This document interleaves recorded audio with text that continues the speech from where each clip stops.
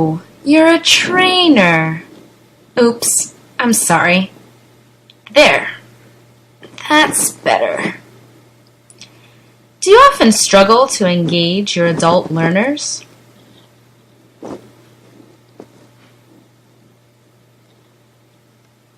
Does class time seem to drag? And do your learners look at the clock often?